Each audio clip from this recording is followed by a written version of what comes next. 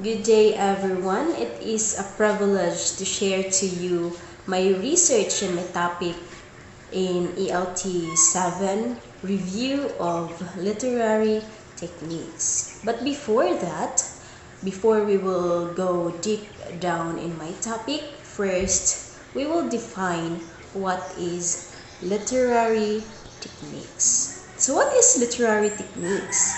Literary techniques are specific, deliberate construction of language which an author uses to convey meaning. In other words, these literary techniques are such devices used by literary authors to give life to their works, to give color, or solely to give additional meaning or make their work more conveying. So they use these literary techniques in order to make their work very special or extraordinary than the others. So I am going to discuss to you now the list of literary techniques that are used mostly by many literary authors. So these are, I will present to you the list of literary techniques in alphabet order. So the first one is allusion. It is a reference to a recognized literary work, person, historic event, artistic achievement, or etc. that enhances the meaning of a detail of literary work. When you hear the word allusion, it enhances. It means that it enhances the meaning of a detail in a literary work. So here's the sample. This place is like a Garden of Eden. The Garden of Eden was a paradise God made for Adam and Eve. So let us focus on this phrase, this place is like a Garden of Eden. So the writer intend to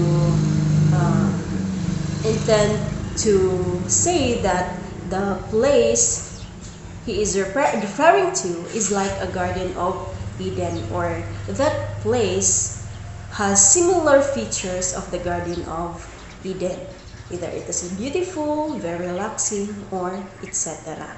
The other one is alliteration, poetic technique or literary stylistic device where a series of words in a sentence have the same first consonant sound. For example, Peter Piper picked a peck of pickled peppers. You can see different or many alliteration examples in the internet, wherein the first letter or the first consonant sound in a word is similar. So this is very familiar to us since alliteration is very recognizable literary techniques. So when you hear that phrase that has the same first consonant sound, it is alliteration. And for me, as a viewer or as a reader of that literary piece, surely I will be amazed because of this kind of literary piece, because it is very amusing to the ears. Another one is the climax. Maybe we will not go deep to this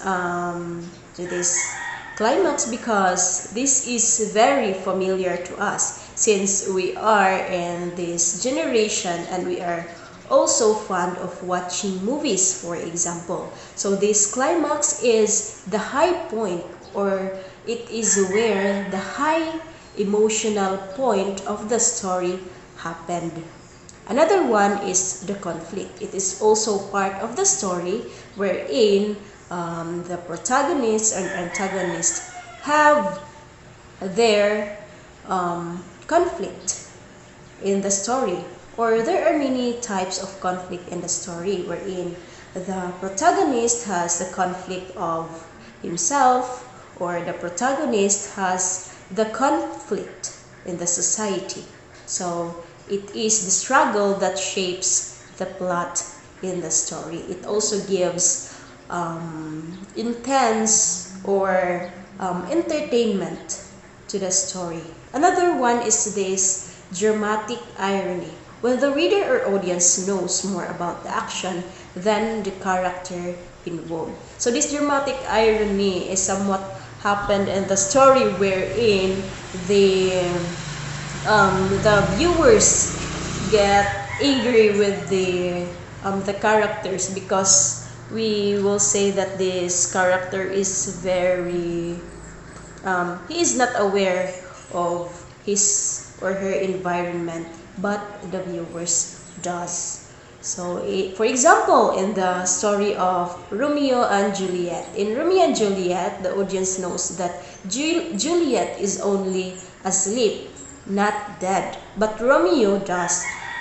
But Romeo does not, and then he kills himself. So, in that story, the viewers knows that Juliet is not dead, but Romeo does not know that his love of her life is not dead, but only pretending to be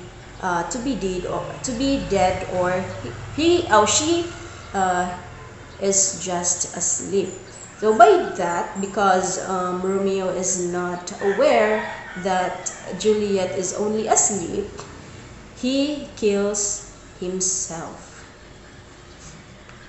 So the next one is Epiphany, a profound and sudden personal discovery. It is also part of the story wherein the character has this aha moment, or it is a moment of the character where he or she discovers something that contribute sudden changes in the story. Another one is exposition. It is also part of the story, or the first part of the story from the word itself. Exposition, from the word expose, which means it exposes the characters, or it introduces the characters, the settings of the story.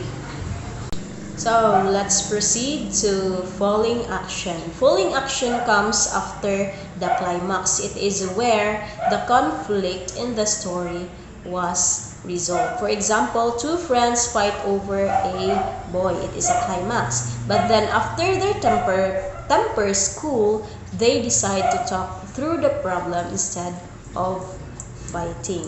So it is the part of the story where the characters tend to resolve their conflict. Another one we have here, figurative language. It is a language used by the writers in a non-literal way. Or in other words, it has a different meaning or intentions beyond the ways in which the word or phrase is typically used by the writer. So there are 5 main categories of this: the metaphor, similes, personification, hyperbole, and symbolism, which are very familiar to us. For example, her head was spinning from all over the information. It is an hyperbole sentence. Another one is another literary technique used by many literary authors is flashback or flashbacking, the description of an event that occurred prior to the action of the story. It is very unique literary technique used by many authors, especially in a story, because flashbacking tends to give information to the viewers, even if the whole scene is not viewed by the viewers at the first their first view of your story. Another one is foreshadowing, a technique a writer uses to hint or suggest what the outcome of an important conflict or situation a narrative will be. So the difference between this foreshadowing and flashbacking is somewhat similar, but their difference is that flashbacking gives the whole what shall we say, it gives the reader an information about the character of event. So they provide the direct information to the viewers. But when we say foreshadowing, it only gives a hint to the viewers or the readers. So it's up to the viewers or the readers for them to discover the real happening of that story, because in this foreshadowing part, it just give a hint to the viewers. So this is very unique style of the author can have. For example, a character in a story comments on the weather and says, "I think a storm is coming." So that gives a hint that to the viewers that later on it will rain, or later on the bad weather will come. Another one is we have here imagery, a distinct representation of something that can be experienced and understood through the senses: sight, hearing, touch, smell, and taste, or the representation of idea. So when we say imagery, it is the word from the word itself. Imagery, it tends to create image or picture to the mind of the viewers. For example, the autumn leaves are blanket on the ground. So this means that the leaves in the leaves during autumn, it serves as the blanket, or it covers the ground on that particular season. Another one is irony, a contradiction in words or actions.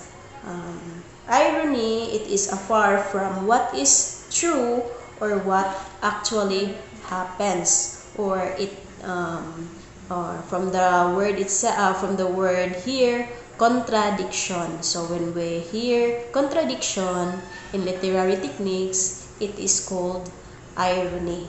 For example, The Cask of Amontillado by Edgar Allan Poe. The character is Fortunato, meets with a very unfortunate fate. From his name, Fortunato, or fortune, but in his character, he is very unfortunate in that story. So that becomes very irony to his name and to his situation or life situation. So another literary techniques is in medias res. In medias res, in a Latin phrase meaning in the midst of things. It is used by literary authors or writers in their literary pieces wherein their situation starts in the middle of the situation. Or in other words, in medias res, it is narrating a story from the middle after supposing that audiences are aware of the past event, or it is where the narrator or the creator of that story to use foreshadowing or flashbacking. It depends on his or her intention. Another one we have here, cliche, an overused or a common expression. For example, time heals all wounds. So when we hear phrases or sentences that we commonly use, or it very overused phrases, that is called cliche. Then another one, the level of language or register. It refers to the degree of formality of language but in a more general sense, it means the language used by a group of people who share similar work or interest. So this register is a term wherein the language we will be using depends on the person we are talking to, or the language we will be using depends on the situation we are in. So that is called register.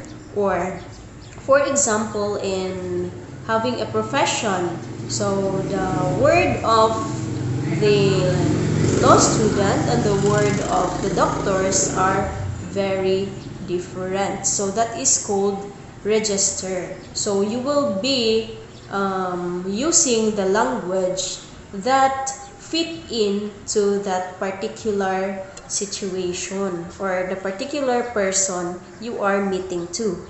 Another one is reference. Author may take an idea, a phrase, a passage or character or any aspect whatsoever of another author's. So from the word reference, it is when the author tend to borrow or tend to use the theme or somewhat the work, he or she can insert that in his literary piece, but he or she will be going to cite the reference of that author or the owner of that work. For example, in the song, there are many songs wherein they insert reference of the other singers that they were going to include in their lyrics. Another one we have here, rhyme. It is very, very familiar to us since we are English majors. We are fond of we're fond or we are subjected to make poem. So the very first thing you are going to make in a poem is that having a rhyme of your poem, so that this will be very interesting to the ears of your viewers or readers. It is an identical or concluding syllables in different words are repeated. So the sound of the word is repeated at the end of each phrase. And the last one we have here, zoomorphism. When animal characteristics are assigned to humans, this is the opposite of anthropomorphism, when animals are described as humans. For example, the Maroon 5's song Animals. Baby, I'm just praying on you tonight, hunt you down, eat you alive just like animals. So you are comparing or you are characterizing the animals as humans. This presentation is very important to us, especially to English majors, because it helps us grasp additional literary techniques. If we're going to make literary pieces, it will help us to get technique on how to make our work stand out. So I am Eliza Candelanza from BSED English 3A, and this is Lit 7 Review of Literary Techniques. Thank you.